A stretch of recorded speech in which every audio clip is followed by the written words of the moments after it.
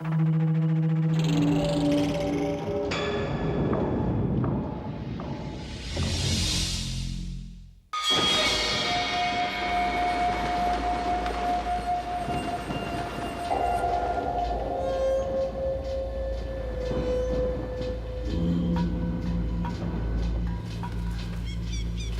got in the house. Old wives' tale. Bird gets in your house, somebody's gonna die. During the inquiry, one expert said it took 20 seconds. 1, 2. In 20 seconds, a running man's heart beats 55 times. He takes 25 gulps of air. 36 times his legs pump. On broken ground, he might cover 100 yards. 11, 1, 12, 2, 13, 3, 14, 4. 15. They made the announcement that they had found 4 more bodies, and then they named the names off, and my husband was one of them. 5, 6, 7, 8. It's now 8 years later, and the chances of ever getting justice are nil. Hail Mary, full of grace, the 9, Lord is with thee. Blessed 10, art thou amongst women. 11. Well, Roy was one of the 11 men that weren't found in the mine. Holy Mary, Mother of God, pray for us sinners now and at the hour of our death. Amen. I was talking to some of the miners. I said, I don't care if it's a leg or an arm or anything. You could just bring something out so I can bury, because I knew, like, I couldn't accept the fact then, and I knew the kids would never accept it. 12, 13, 14, 15. Well, to have the promise of staying in Nova Scotia for the next 15 years, you might have a chance to better yourself, work your way up the ladder a bit, maybe, and, you know, have a little security again, you know. In Nova Scotia, that's hard to find. 16, 16, 17, 17, 18. 18, Some said it took 20 19. seconds. 20. Some said the men were doomed from day one.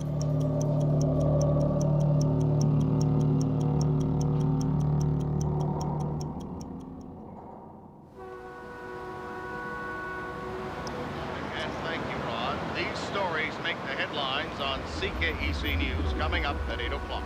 Premier Donald Cameron was in Ottawa yesterday, where he presented Prime Minister Brian Mulroney with a shopping list of demands. It's being heralded as new economic prosperity and jobs for Pictou County. The official opening of the Westray mine in Plymouth. September 11th, 1991. Importantly, Mr. Clifford Frame of Toronto. Mr. Clifford Frame, CEO Cura Resources, comes to town riding on a dream. Another feather in his cap. Another impossible scheme. Hoping Westray will boost the company's bottom line. Clifford Frame, 58 years old, mining promoter. Record spotty. Fired from one open pit coal mine that goes bad. Twice Mining Man of the Year. Has the political connections necessary to move a project forward. Experience developing underground coal mines? 0. Baba Black Sheep, have you any coal? Yes, sir. Yes, sir. Trainload's full.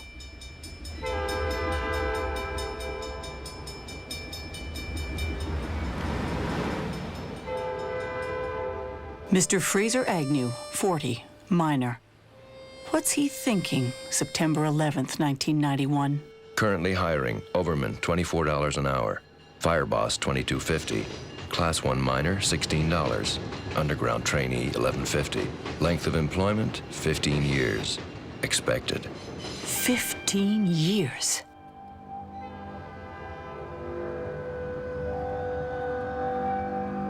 What a long journey it's been for Cliff Frame. 2 years looking for government backing, feasibility studies cautionary. Shaft sinking started, roof not holding, money dries up. Development stopped, months pass. Started again, now A hurry. year of shaft sinking, more cave-ins, faster. She's a tough mistress, Westray. But today, finally, the hole's dug. Westray's a go. Bring out the coal, boys.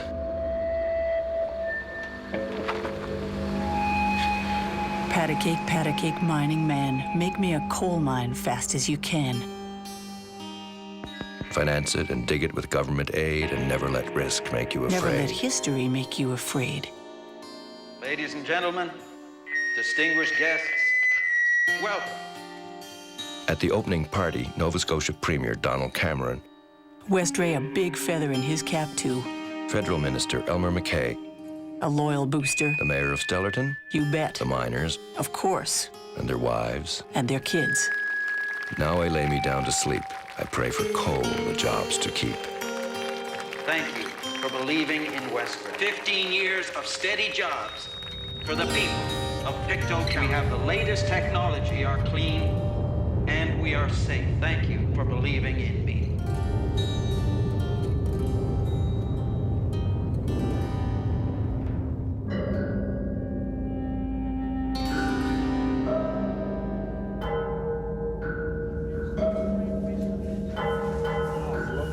November 6th, 1995. A public inquiry into the Westray explosion. A reunion of sorts for former Westray backers. Donald Cameron, keynote speaker. Ultimately, responsibility for that failure must rest with the person at the top. I see. Do you agree with that proposition? No, I don't, Mr. Mayor. Don be nimble, Don be quick. Don hoping the Westray fallout won't stick. For some others, the inquiry, just one small part of reclaiming broken lives. Part of understanding how it all happened.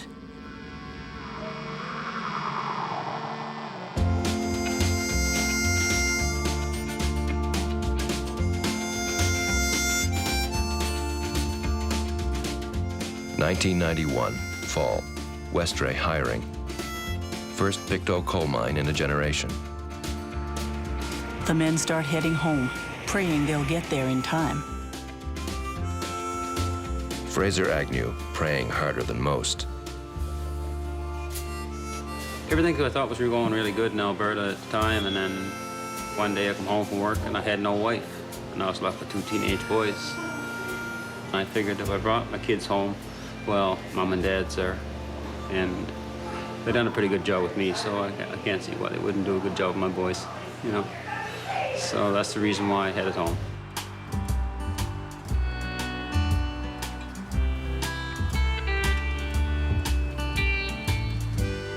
Amongst those drawn east, Ray Drolet, miner. Wife, Vicky. Son, Remy. Itinerant mining family looking for roots. Vicky, hopeful. 15 years a godsend for her and for Ray. When I met Ray, he loved me unconditionally, and that was the only stable, real home that I had had for 12 years, and that was a long period. Vicky, native Cree. Born on a trapline. Polio. An outcast. Meets Ray Drolet in a hard rock bar. Always fancied bikers. I find bikers non-judgmental. They stick together, and they're like a family. I just felt so safe around him and very confident and loved and safe.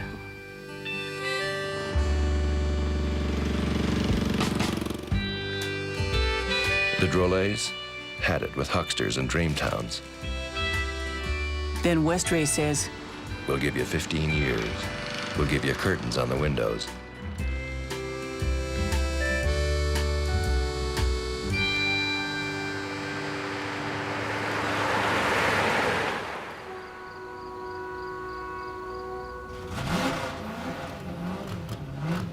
Bernadette Feltmate, daughter Amy.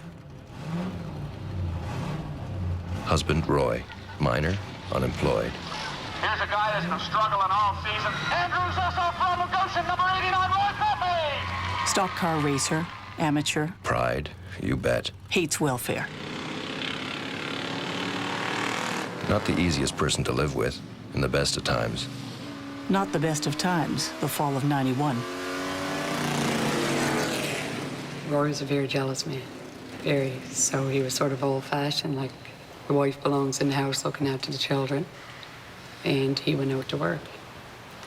And, well, it wasn't easy.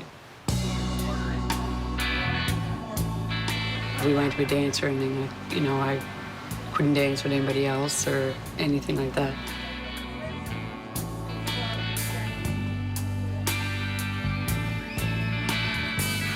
He was great with the kids. But he never babysat, never. He didn't believe in babysitting. I was always home, always. But I get used to it, and it never really bothered me. On the pole for this afternoon's race is going to be the 99 car. This car is currently in the points battle here at Riverside Speedway. The car driven this afternoon by Roy Feltmate, who has taken some time off his shift from Westray to be here this afternoon at Riverside Speedway for this. I'd always used to cry when we got in an accident at the races, even though he was just bumped up against the wall or something. Coming out of turn 2, it's Feltmate looking off the inside Ryan, going into turn 3, coming out of turn 4, the door handle, the door handle. Yes, the third city sign, it's Feltmate in the 99. We go hunting, fishing, back roading, work on the cars. Usually just boy stuff, even though I was a girl.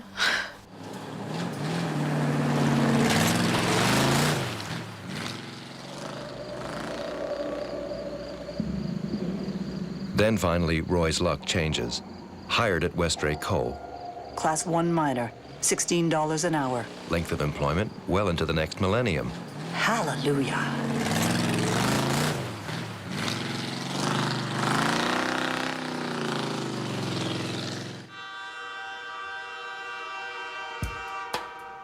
Mrs. Harriet Monroe, kids 2. Husband, George James Monroe, itinerant miner. Harriet, talk about Jim for me. Tell me what kind of guy he was. Wow. How do you describe Jim? He got along with everybody. Liked his booze on the weekends. Happy-go-lucky guy. They were promising 15 years. 15 years. Jim could retire then. All in his glory. Retire at home. Loved it. Jim's home, the home where he's dying to retire, New Glasgow, Nova Scotia. Surrounded by towns that coal built, Thorburn, Westville, Stellarton. Each sitting on mine shafts that once brought a generation of Scots. Lured him and made a bunch of widows. The easy coal, all gone by the 1950s. Only one seam left, the Ford, but nobody dares mine it. Too treacherous to even think about. Then Westray boasts, we've got the technology to make it safe. Dreamer man, schemer man, mining man of the year. Man on the move.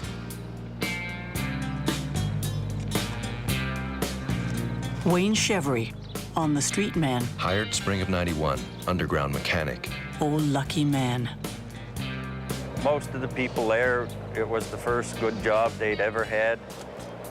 Myself, I'd had 3 children. My wife and I had just recently moved home from Alberta. There wasn't a whole lot of employment in the county, and we felt lucky to be able to have the job at Westray. We will be supplying the Trenton Generating Station, not far from here, with 750,000 tons of high-grade coal each and every year for at least the next 15 years.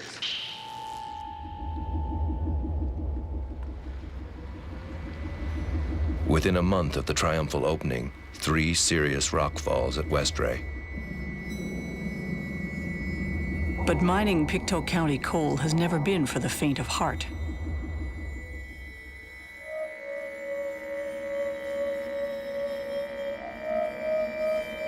(1838) store pit explodes, 3 men killed. 1839, 30 horses suffocated. 1867, John Gilchrist crushed to death. 1880, Ford pit explodes, 44 men dead. 1885, 13-year-old boy asleep on the tracks. 1918, Allen shaft explodes, 88 men die. 1924, Allen shaft again, 34 men dead from asphyxiation.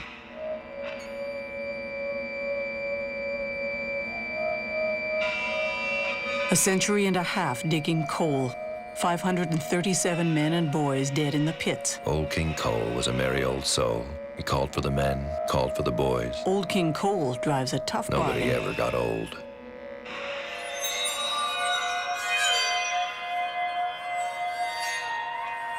And the widowmaker of them all, the Ford.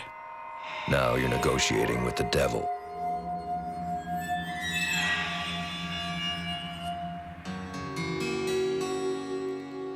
Billy, come with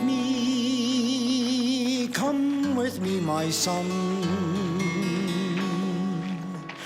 I'll make you a man. Who'd want to work a black hole, dusty and damp, Mining's not a job, it's a way of living. that eats your lungs? Like going to sea, it gets in your soul. Wages, boy, wages. You're close to your maker down there. A mile closer to the devil. The Ford is the devil. In the mine where the boys turn to men.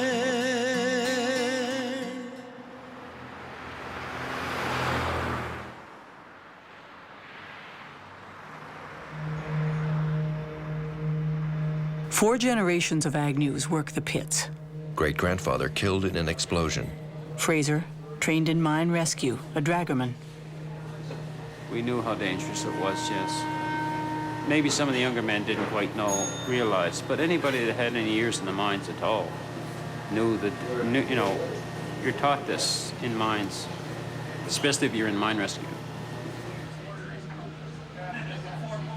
Westray danger. Some thrive on it. Others find ways to deal with it. Carl Guptill, dragger team captain. Hard worker, hard drinker. Scared. Fred Doucette told me to train the team well.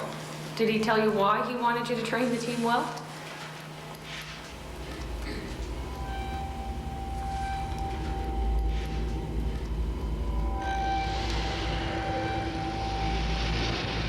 There's one saving grace to Westray. She talks to you. When she hisses, that's the methane seeping out. She groans, start running. Really angry, she screams bloody murder. But then it's too late.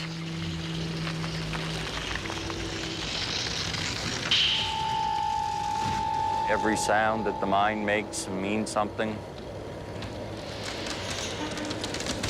Because of ground conditions, the mine started to crumble at all the different intersections. When you see that happening underground, it's time to get out of under where you are.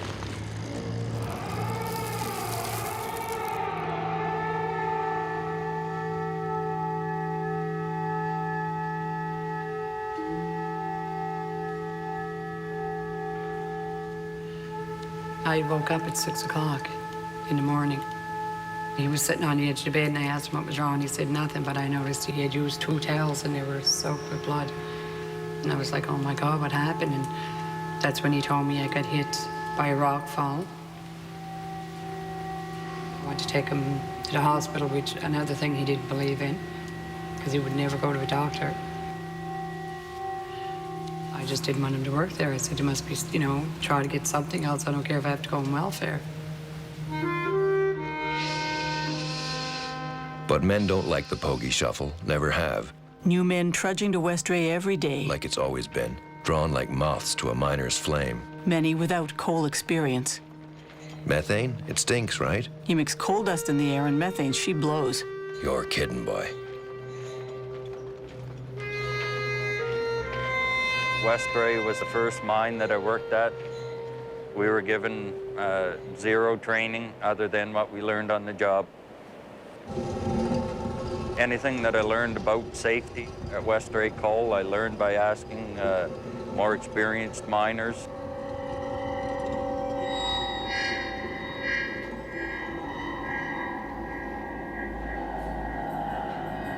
I seen some lights flashing and we knew something was wrong. We took a run up the hill to see what was going on, and the young fellow was buried from the waist down. It's almost as if he stepped back and looked at it rather than running. So do you feel that Westray could have provided Mr. McDonald with some training that would have prepared him for that? Sure, they could have. Other mines done it. Dust in the air, all through the mine. It's concrete on your lungs, and you're old before your dust in the air, all through the mine. It's concrete on your lungs, and you're old before your time. Coal dust, Wayne, what did you know about coal dust? I knew that it made you dirty. Did he know how dangerous that was? No, And you didn't either? I never had a clue. Well, I worried about his lungs, actually. Every day he come home, I had to wash his clothes after work. Like they were just black. And he would take a shower, but whether he took 1, 2, or 3 showers, it didn't make any difference.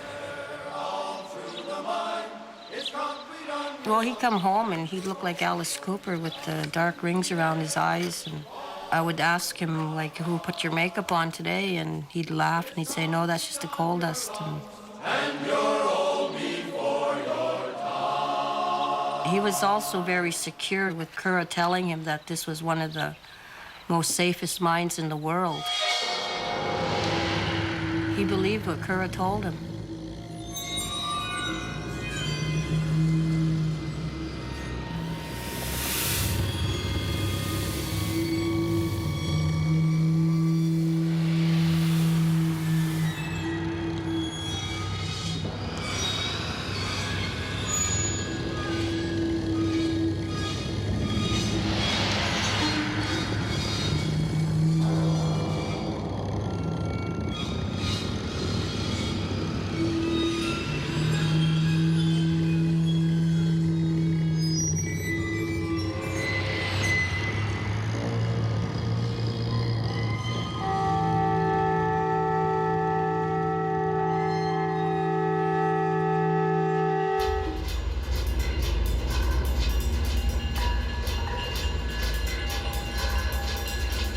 November 1991. Coal production weak. Stone dusting, spotty, no time. Westray needs coal, fast. Mr. Carl Gupto, not a happy miner. They said that the shift boss told them that there'd be 45 minutes between cave-ins. They were to work 43 minutes. As soon as it was done caving in, back in. What did you think of that? Bullshit. Did you tell them that? Yes. Gupto looking for support from the other miners. Not easy to find. The men afraid for their jobs. Wayne Chevry doing what he can. I tried to speak to the mine inspector about some of the safety problems that we were experiencing at the mine, and asked him if he had the power to stop production and make the company fix the problems that we were having with ground conditions. Albert McLean told me in no uncertain terms that his hands were tied. Westray Inquiry. Provincial Mines Inspector Albert McLean testifying. Inspector McLean, former coal miner, with the power to shut down an unsafe mine. Should be the miner's best friend. Sir, there's one thing. I was afraid of nothing and nobody. More specifically, Albert claims he wasn't afraid of Gerald Phillips, Westray mine manager. Wasn't afraid of Roger Parry, underground manager. Both Phillips and Parry, old-school coal miners from England, now in a world of high-tech coal extraction. It's almost impossible to get a roof full once the ground is supported like this.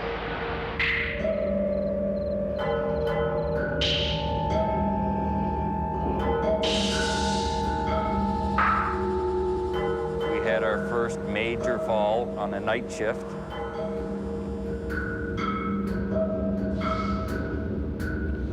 One of the inexperienced fellas went over and he asked Gerald if he thought it was safe to go underground. And Gerald turned around to him and said, "Aaron, you take your fucking lunch can and you fly the fuck underground or you go home."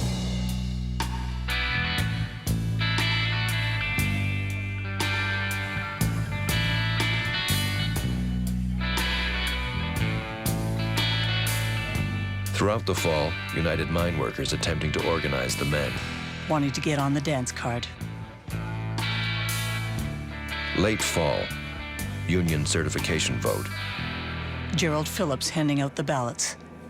The men, told Westray's losing money, warned she might fold. Result, the union rejected. Phillips free to run a non-union mine.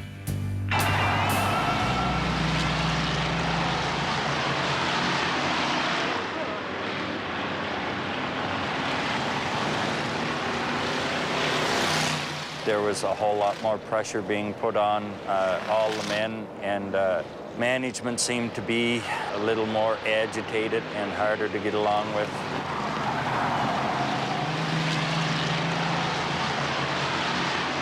They would give you a job that was impossible to do without using the non-flame-proof equipment and expect the job done. Mr. Perry would tell them that if they didn't want to fucking do the work, that they could, they had 5,000 applications in the office and they could fucking well be replaced at any time.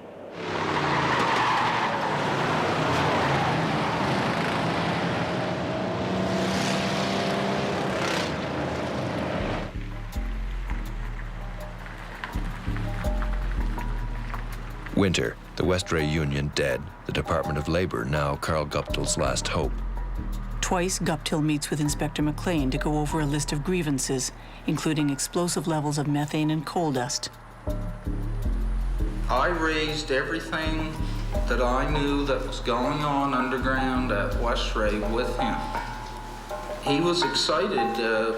He said, finally, we've got more than the rumors and the phone calls that we've been getting. Now we've got someone that will actually sign a complaint. We can do something about the place. Later, McLean submits his report. No flagrant violation of regulations, is what it says. Why did you use the terminology flagrant violation of the regulations?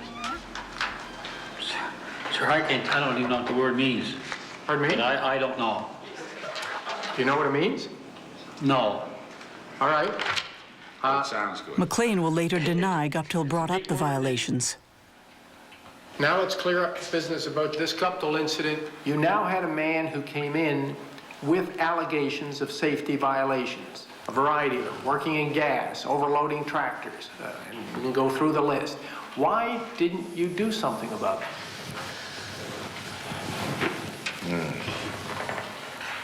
Why didn't I do something about it? Why didn't I do something about it?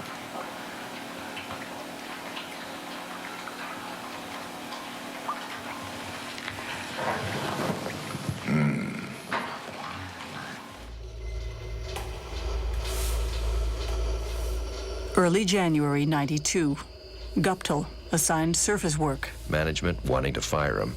McLean telling Guptill, Apologize, Carl, and we'll put in a good word for you. Apologize to who? Roger and Gerald.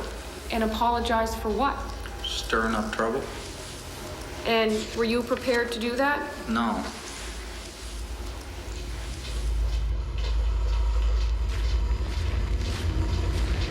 January 11th, Guptill sacked. His complaints buried. Never liked you from the beginning, says Perry. Fraser Agnew, alone once more, to work in a mine getting more dangerous by the day. To work in a mine where the Department of Labor sees no serious problems. Miner man, what do you do?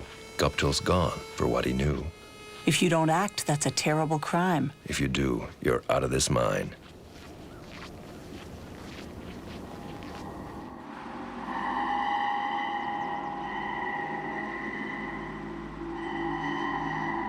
Curtains in neat little windows all over New Glasgow now. Families settling in. Apprehension growing. For a while, you don't go anywhere until you get to know some of the people.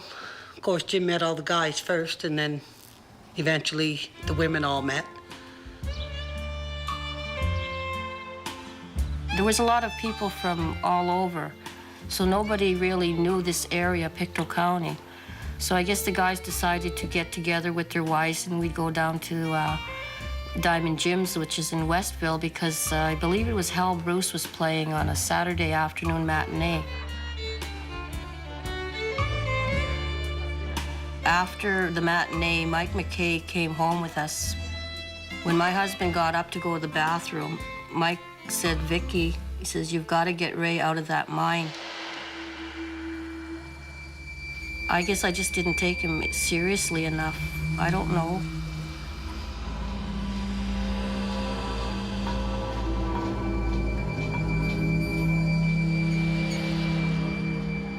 Throughout the winter, more rock falls, production dropping. Worse, a decision to mine the southwest section is coming back to haunt Westray. That section turning out to be trickier than anyone expected.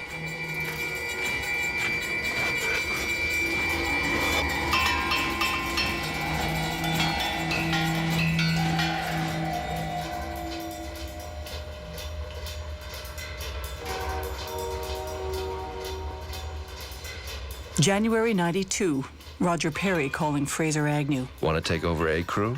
The southwest section? Management, Fraser. Knows Fraser won't say no.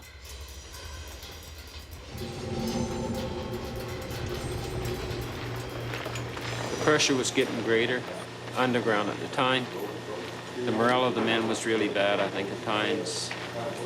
I had a good relationship with my guys. They're really good guys. I don't know if that really clicked with management or not, because I think they had the idea that you couldn't be a nice guy and be a supervisor too.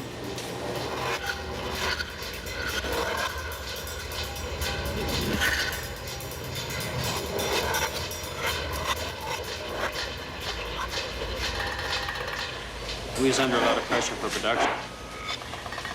I've took a few stripping downs from the upper supervisors because of this.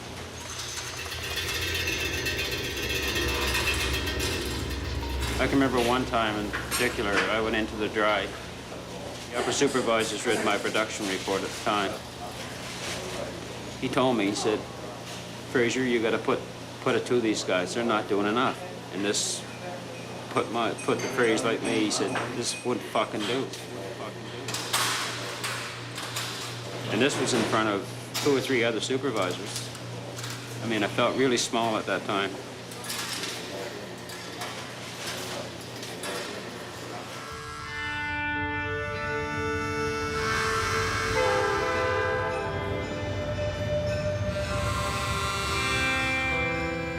Fraser caught in the middle. His guys don't trust him. He's management. Management doesn't trust him either. He's too close to his men.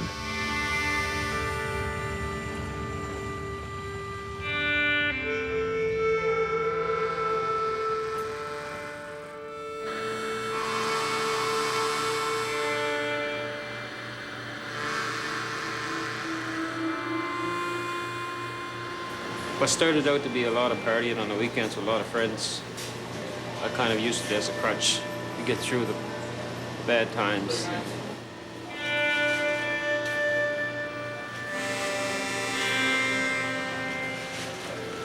My boys at the time was doing pretty good. I don't think they wanted to see their dad do the drinking he was doing. By this time, my oldest boy was in New Glasgow, and my youngest boy moved in with his mom, which I found very hard at the time. A little hard to accept, but I had to.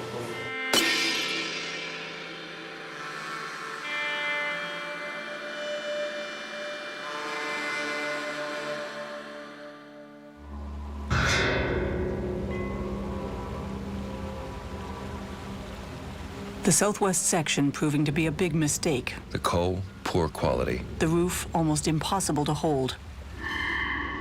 Underground conditions worsening by the day.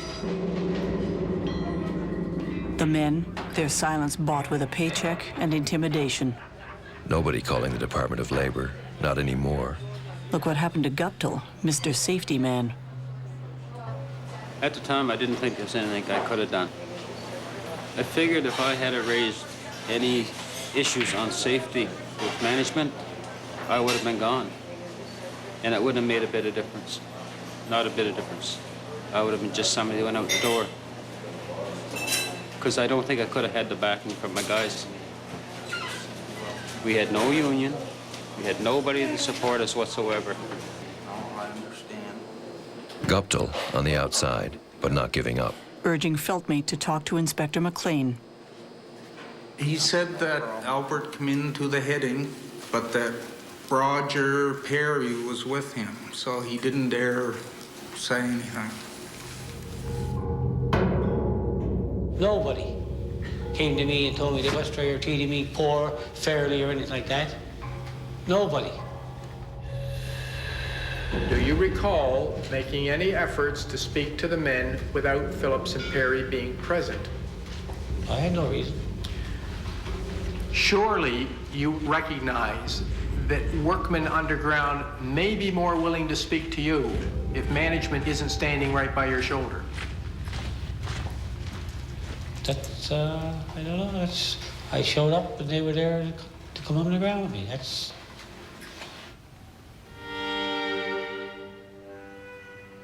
End of March.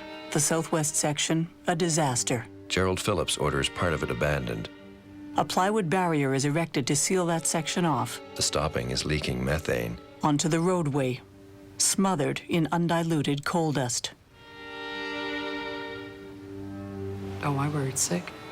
I told Roy that during the day it didn't bother me because I was busy during the day with the kids and, you know, just the housework and whatever. But at night, when I'd go to bed, I never slept. I mean, I seen the clock every hour on the hour.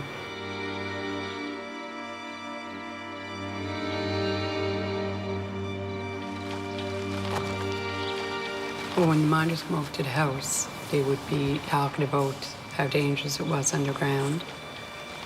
One particular night, I was sitting at the table with them, and one of them said, well, we know what's going to happen. Ends of rock bolts letting go, you know, they rock bolt. Late April, Carl Guptill at Roy Feltmate's. Making a solemn promise to his best friend. What did they make you promise? That if they were the ones that were killed, that I would tell the world what was going on there.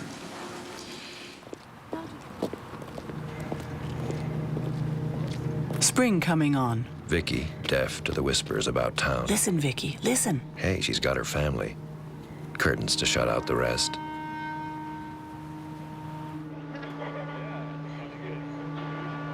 But word is getting out. Late night calls to the United Steelworkers Union. Westray's unsafe. We need help. The steelworkers come to town, start to organize the Westray miners.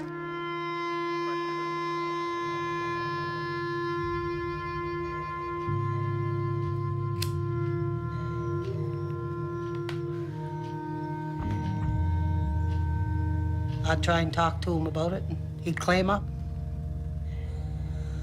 I guess because he figured I would tell him his life is worth more than a paycheck. And he wanted the money to support his family. He had all his funeral arrangements made. He told me everything he wanted, in case it ever did happen.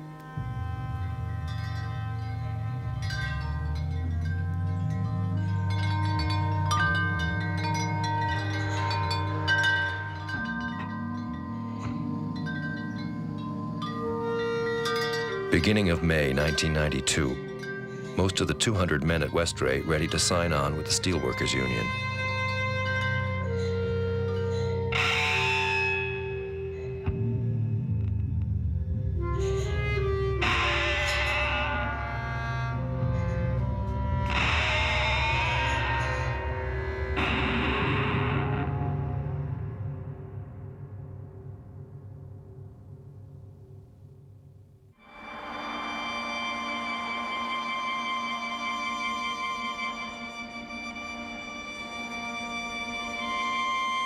May 8th, Feltmate stops by Guptill's before the night shift.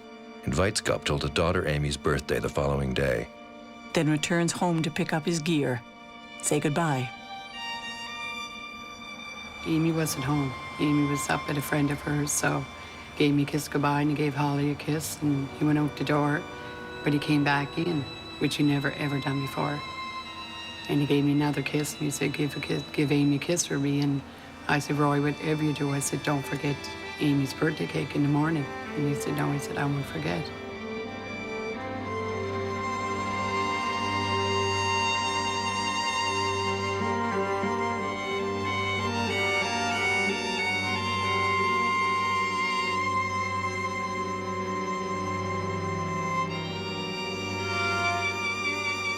He woke up about 4 o'clock, and I made us supper, and the three of us sat down to eat, and then I went and put Remy up for a nap, and my husband and I made love. And after we made love, he asked if he could stay home for that shift. And because that it was just a new job and we just got there, I said, no, don't, you're gonna screw up, you're gonna screw it up. I said, you're gonna get 4 days off anyways after this shift. So he said, okay, might as well go to work. He says, you're right.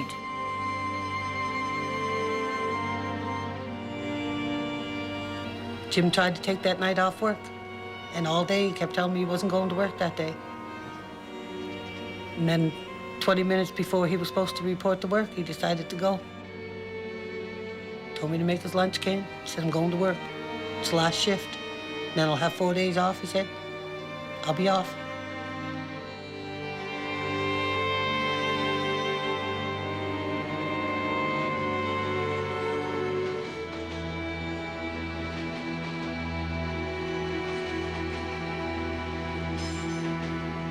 I always slept on the couch when Ray wasn't home because I always had to be aware of where the doors were. I'm very protective of my son, and I didn't, if somebody was going to break in, I wanted them to get me first because we were in a new town.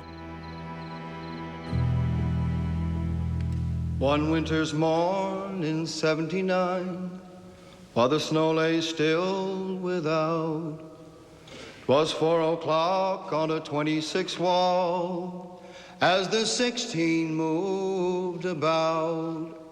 An explosion ripped and it rocked the pit, as smoke from the bottom began to spit, and the silence left would now admit there are 10 men gone. It was after 5 anyway. My son had come down, and he never, ever came down the stairs when he was sleeping. And he came and kissed me, and then he went back upstairs and he went straight to sleep again. And I found that very, very odd that he come down and kissed me in the middle of the night.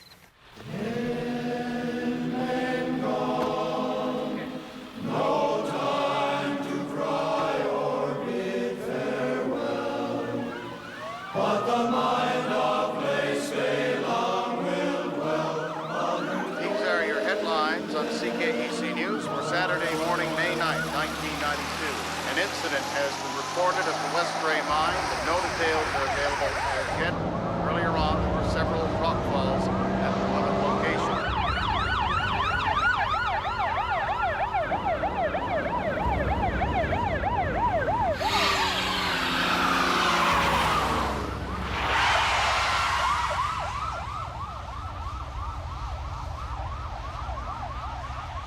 Into the depths in the frozen dawn, a clergyman was led. There in a fright his eyes were drawn to the side of the burned and dead. With courage bold he did unfold the grace of God in the tunnels cold. Then the town Ladies was and gentlemen, sadly told at there 5:18 are Saturday morning, there was an explosion. Picked up Jim's mother and his brother. Significant We proportion. went to the Plymouth Fire Hall. Southwest Mains sections of the Westray mine. At this time, we are cautiously It was chaos. optimistic. Everybody was coming in and everybody was talking, asking questions, see if anybody knew anything. People were coming in with food and drinks. There may have been an instantaneous build-up of Nobody knew what was going on. gas in the mine. We believe that there are presently 26 miners underground. All they kept telling us, it was an explosion that would take the click of a fingers like that. And it went from one end of the mine right down to the other end. The guys didn't have 20 seconds, I don't think, if they had that. There was no place to go, no place to run.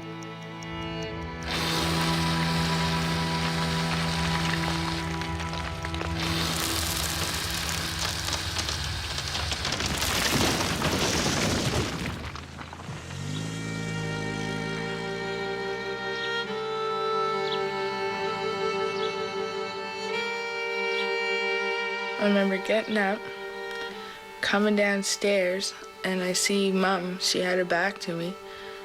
And I asked her, and I said, "Did Dad get home with my cake yet?"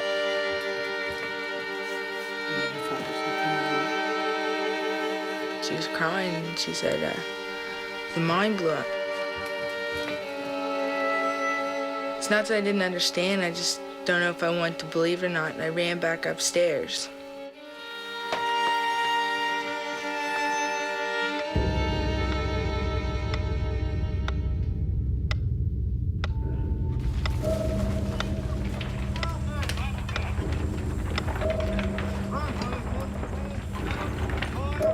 Dragger teams arriving from all over eastern Canada and the United States, working in horrific conditions.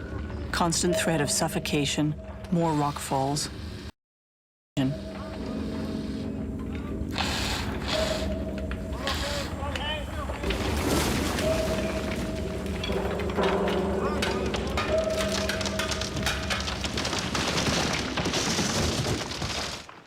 Oh, it was around 11 or 12 o'clock, I think, Sunday, Rescue teams have that they said they found 11 bodies. located the bodies of 11 men in the southwest area. They went around to the tables of the widows that were sitting around, Based on and an RTMP officer tapped them on the shoulder. these men died instantly. I got it from a woman that worked with the Red Cross. She came over to see how I was doing, and she touched my shoulder. Almost passed out, because I thought it was a Mountie.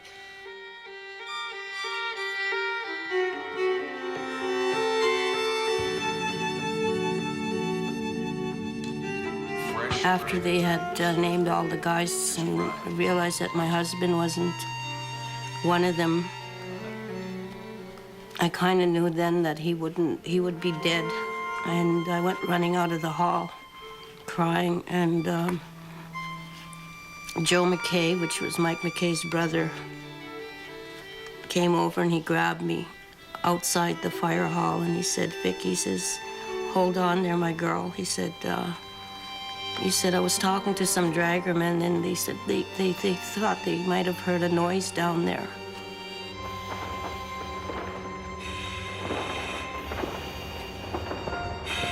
I saw him sitting down there alive with Mike McKay and Roy Feltmate, sitting around worrying about how we felt and believing that they were okay, but they were thirsty and cold and hungry.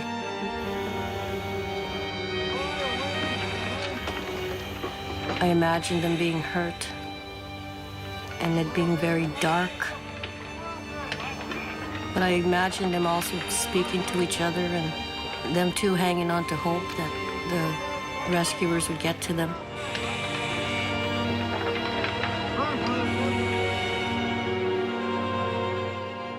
I imagined Ray just being right worried about Remy and I.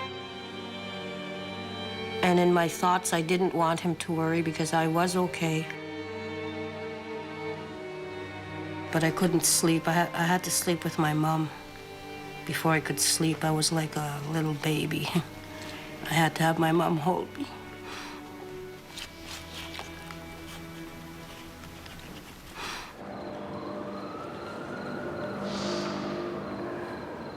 I was feeling quite nauseated and told the captain, Dougie Rideout, that I need a few minutes. I walked up the drift, got down on one knee and had several deep breaths and was able to talk myself out of throwing up.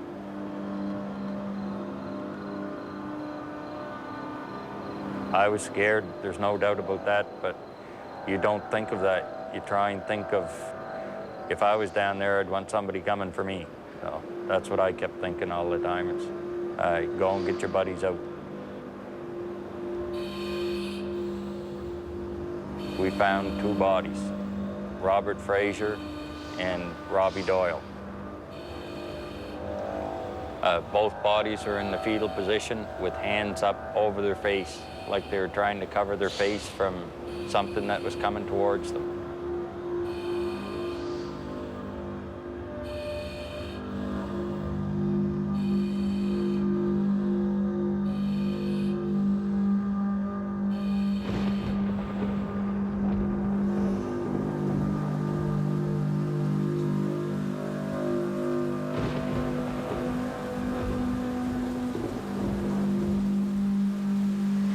I was at the mouth of the slope when they brought the first 11 up. I mean, I seen these dragomen and these barefaced guys in tears. We was all hoping we'd find these guys alive. I think deep down we all knew they weren't. There was always that little bit of hope. Trevor Jan, Eugene Johnson, Robert Frazier, Miles Gillis, Barris Dewan, Adrian Dollyman. Thy will be done on earth as it is in heaven. Give us this day our daily bread, and forgive us our trespasses. Next thing I remember is everybody was there. There was cops, there was priests. We must have had over 20 people staying at our house, like all our families from both sides. I remember saying to the priest, I said, how can you tell me there's a God? Like, you know, there can't be a God. I mean, what God would take the father of 2 little girls? I said, and, you know, like, leave us alone. Larry Val, Robert Doyle, Harry McCullum, Eric McIsaac, Romeo Short.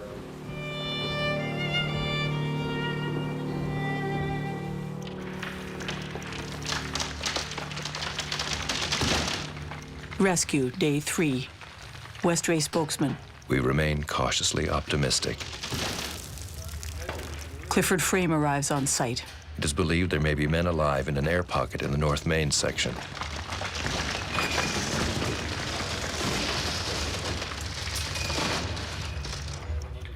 Day 4.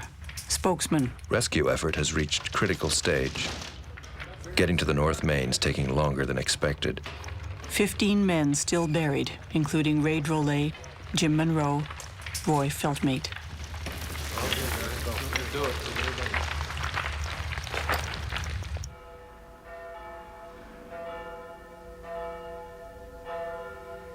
Amy and Holly taken to a daycare during the rescue. Taken to church during the day, praying their dad will be home soon. He never misses a birthday. I remember when they brought me my birthday cake. That was pretty weird.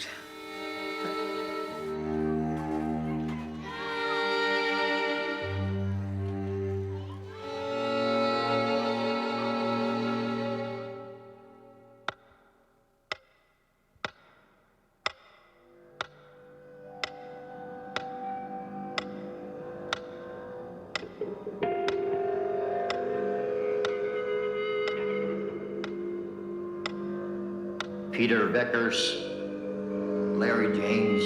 And then they named the names off, and my husband was one of them. And Raymond Droulat. I broke down, and I don't remember much after that until the funeral. It was a daze because I was always on nerve pills, and I probably took more than I should have because I just wanted to block out all my feelings, numb them. We were all sitting around, Jim's mother and his sister and my mother and my sisters, and the Monroe family doctor came up to Bessie, grabbed her by the hands and told her her last ray of hope has just died.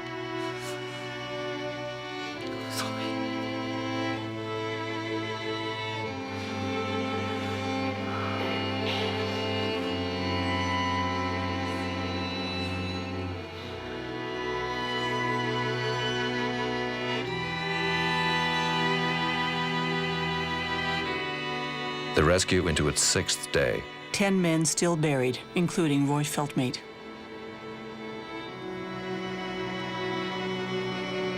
My emotions were at the surface the whole time.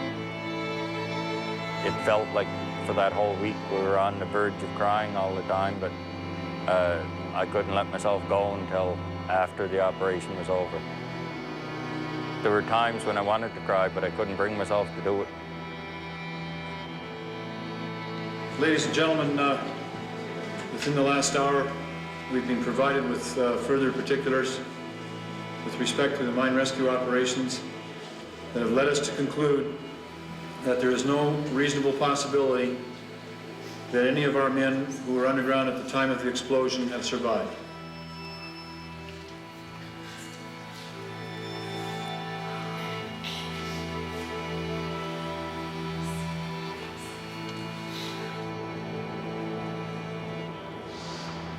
Saturday evening after the rescue attempt was canceled, Gerald Phillips looked each and every one of the dragomen square in the eye and said to us, "What's done is done. What we have to do here is get the mine back in operation as quickly and as cheaply as possible." Because of all the news media coverage that you people have had as dragomen, a letter stating that you would like to see the mine reopen would go a long ways in seeing that you get your jobs back. I can remember thinking that anyone who would say what's done is done, week to the day that 26 people were killed, was a heartless, cruel person. And it was the first time in my life that I actually thought that I could kill somebody.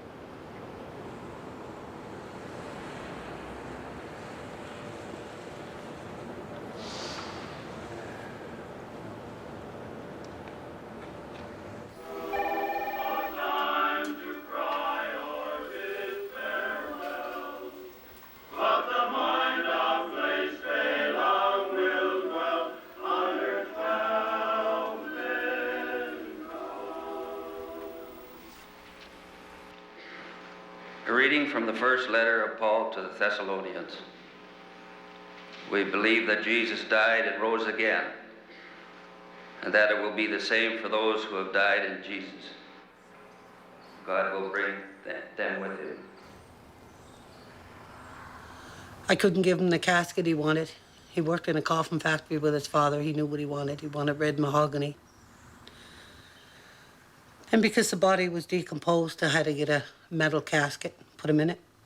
He wanted to be buried beside his grandfather down in Guysborough County. I didn't want to put his body down there. The kids and I wouldn't be able to go and visit him. So I buried him beside his father in Trenton. The funeral was beautiful. I was very surprised that the church was packed.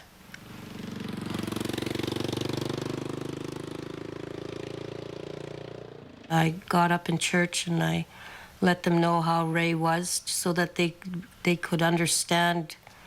They weren't just there for a stranger's funeral.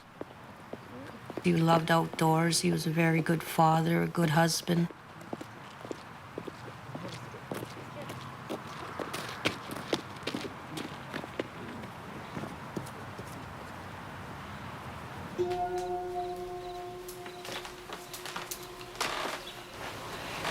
It was very hard not to have his body.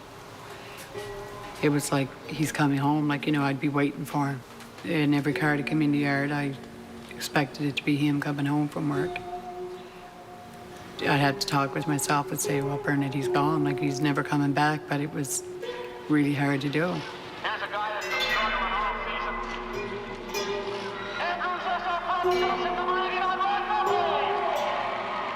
May 29th, Westray employees voting 91 to 21 to form Steelworkers Local 9332.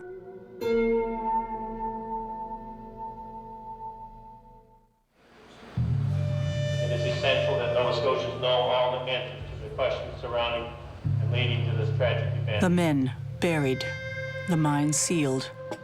Donald Cameron announcing an official inquiry. And no person with any light to shed on this tragedy will escape the scrutiny of this inquiry. Fraser Agnew punishing himself for all his mistakes, real or imagined.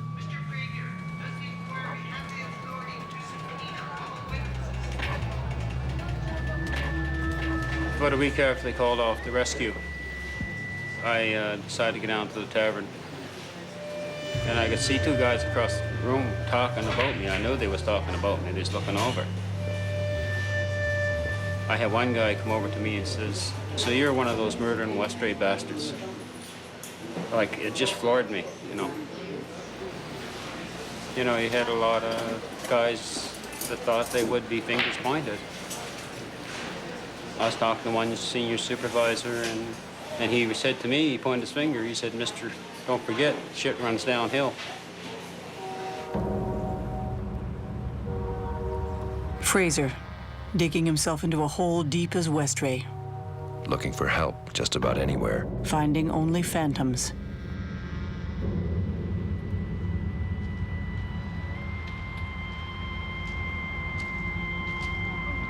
I was hitting it pretty heavy again at that time. I wasn't sleeping at all for quite a while. I had nightmares every night, and it seemed like the only time I could at least get a little bit of peace is when I was passed out.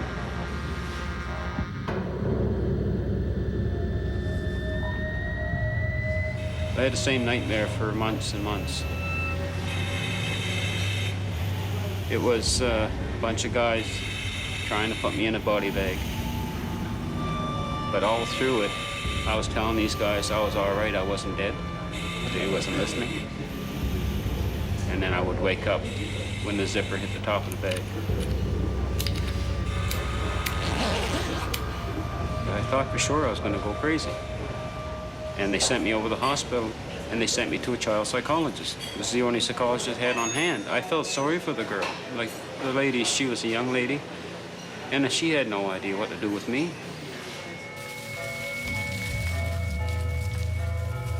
New Glasgow, a town united in mourning. Divided about Westray. Reopen the damn mine. We need work. Don't you dare touch it till you get those 11 bodies out. But they're not coming out. Ever.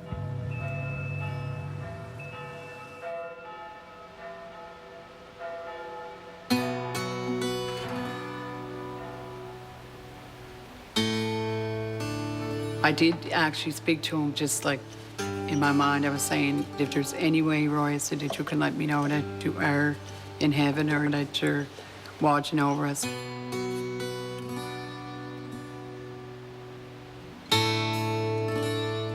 As long as I knew he was dead and he wasn't suffering or anything, I knew I could, you know, probably rest better, because it was about 3 months before I could even sleep right.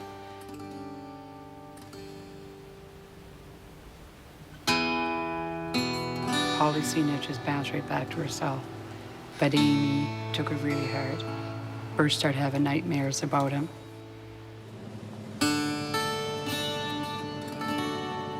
I remember I woke up one night. I looked at the end of my bed and he was standing there. He was all black. There was like cuts all over his face, blood everywhere. He didn't say nothing to me, he just stood there.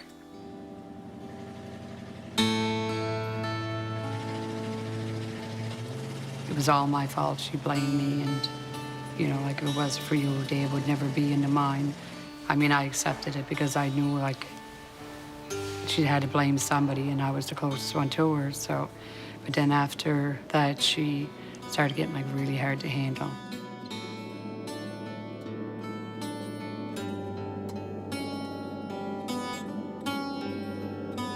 They would always be yelling and screaming and fighting. And I'd put holes in the walls, I'd slam the doors, I'd kick the doors open. It got to the point where we were down at my aunt's one time, and me and Mom got in a huge fight. They had to call my 2 uncles, Mom's brothers, and they came in and they had to tie my hands and my feet with socks. And they took me right into the hospital, and I was put up in this psychiatric ward, and then I was shipped off to Halifax.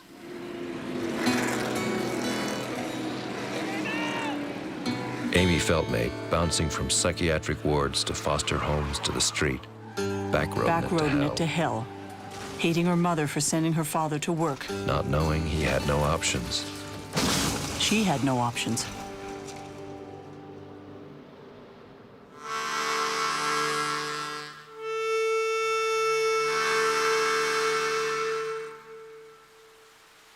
I met Fraser at the support centre.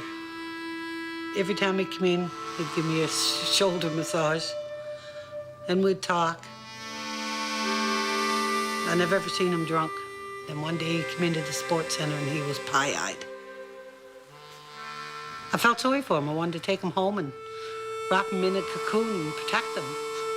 He was a friend, and I didn't want to see him hurting, and to me he was hurting.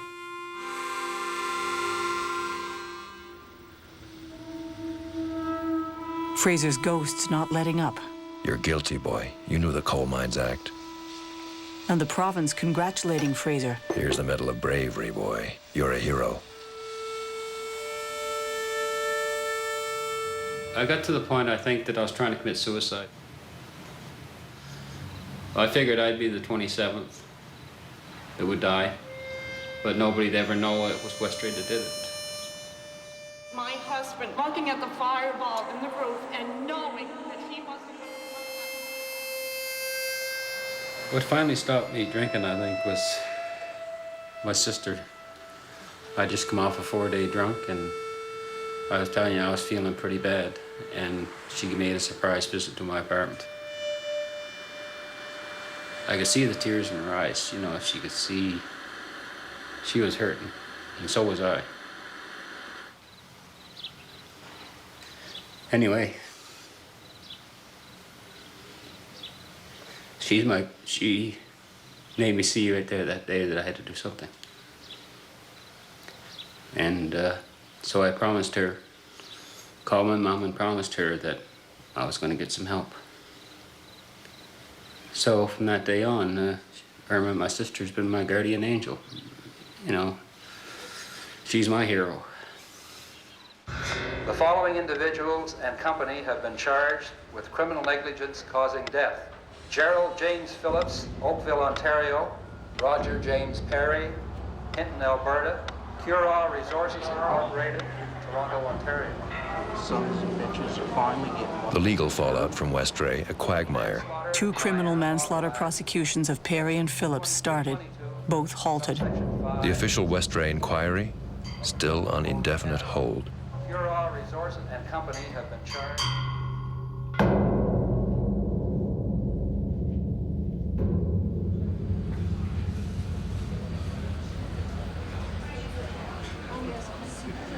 In 1996, the Westray inquiry finally opened for business.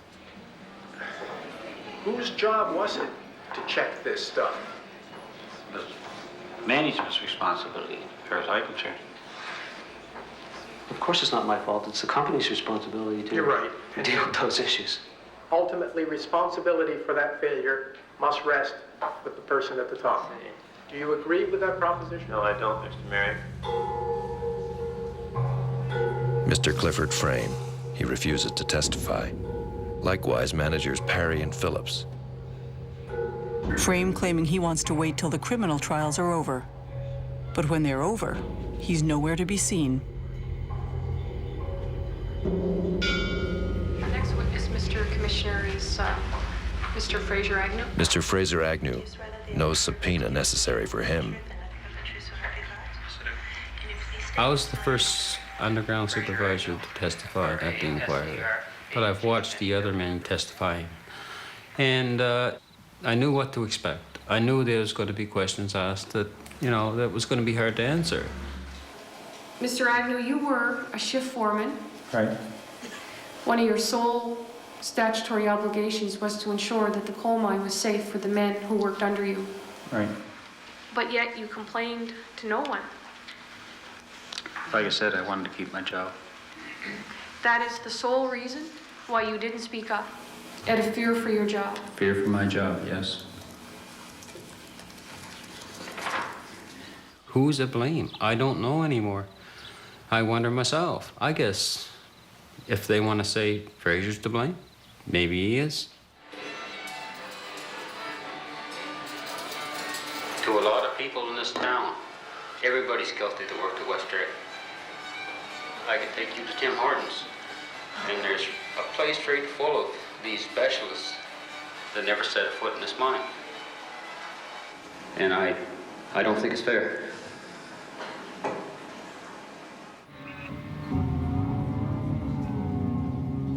In 1997, the Westray inquiry wraps. Justice Peter Richards, summing it all up. Westray's story is a complex mosaic of actions, omissions, mistakes, incompetence, apathy, cynicism, stupidity, and neglect. 74 recommendations to ensure that Westray never happens again.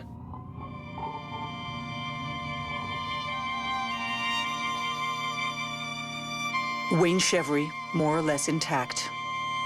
Working underground again in the far north. His new mine finally becoming unionized in the year 2000. Oh, lucky man. It's 8 years later now, and there's things that are imprinted on my mind and in my senses. I never smell wood smoke anymore, or smoke of any kind, without thinking of Westray.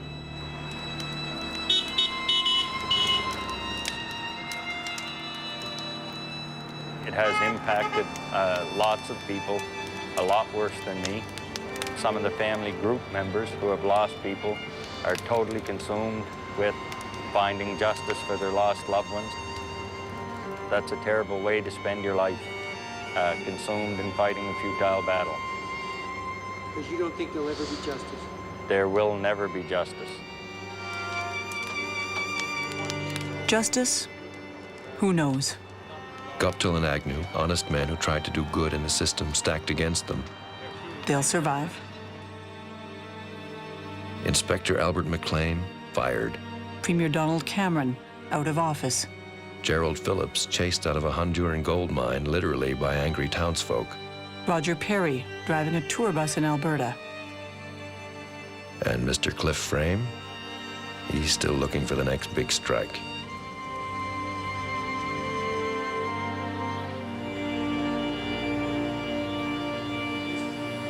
Fraser Agnew off to barbering school, trying to forget his former line of work. Opens his own shop.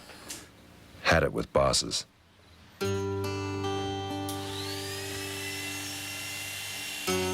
And one Saturday morning, I hadn't seen him for, I don't know, a few months anyway. About 7:30, 8 o'clock, there was a knock on my door. And I put my house coat on and went to the door to answer it, and there was Fraser standing there. And he just said, "Hi, come for a visit." And from that time on, I knew I was in love with him.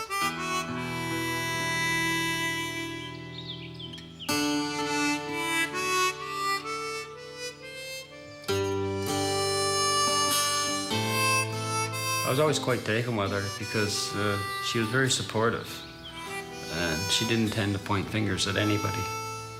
The only reason I think that we never got together before this was because I felt that I had to get my life straightened out at the time. And her being one of the Westray widows and me an ex-supervisor and the conflict there, not with us, but with other people. It's a small town and I suppose a person shouldn't care what other people think, but I guess I did. There was a lot of talk. He was only after me for my money. They figured I shouldn't be with him because he killed my husband. I had one guy tell me that. Fraser, as always, hears the whispers. But he's got his confidence back. The talk doesn't bother him much anymore.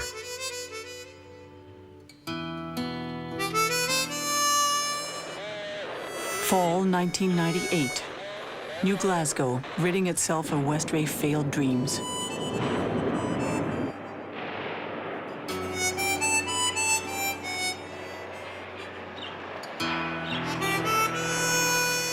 Bernadette Feltmate, with a new man, a new baby, and happy. Amy, fatherless, with a child of her own, doing okay.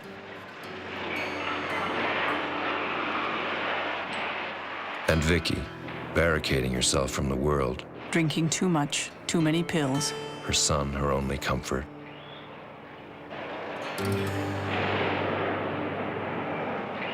Well, because there were so many lies surrounding the mine explosion, I didn't trust anybody, and probably because of what happened to me in the past, too. And now I didn't have my soulmate with me to protect me in that, so my paranoia set in. I'd drink myself into oblivion because that would be the only way I could sleep.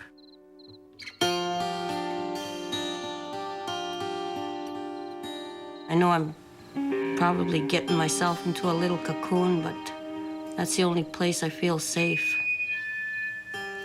I don't want to see anybody.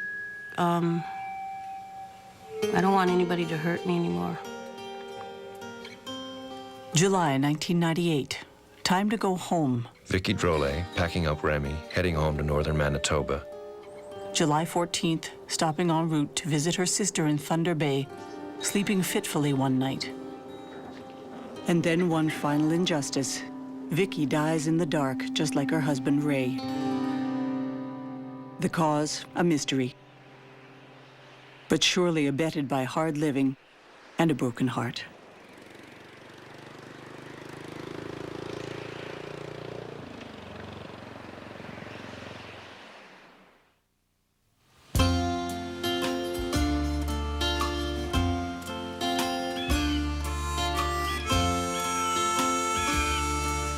Fraser out of barbering, his shop going under.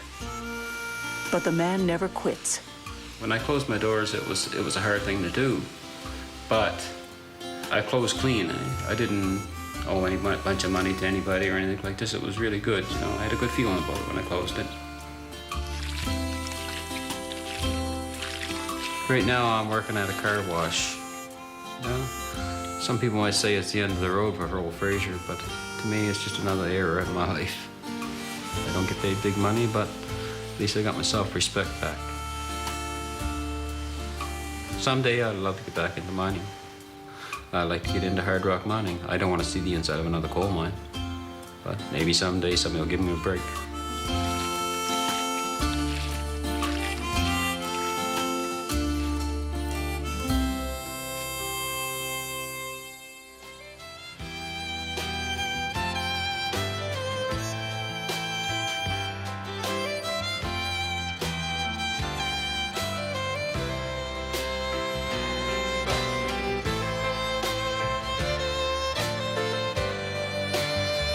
Their lights will shine, 26, all of a kind. Their lights will shine, facing those who would be blind. Their lights will shine, for the lost ones left behind. From the darkness of the mind, their lights will shine.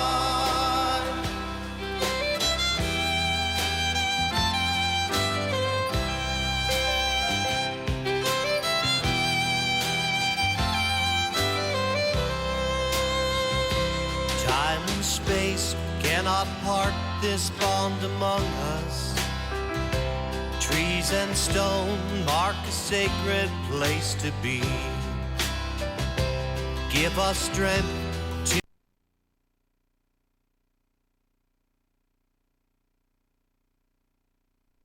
hardness. Give us hope that the world will one day see. Will we never find the truth that sets them free? Their lights will shine, 26, all of a kind. Their lights will shine, facing those who would be blind. Their lights will shine, for the lost ones left behind. From the darkness of the mind, their lights will shine. Bring us some meaning to the things that haunt our minds. Bring us the solitude that seems so hard to find.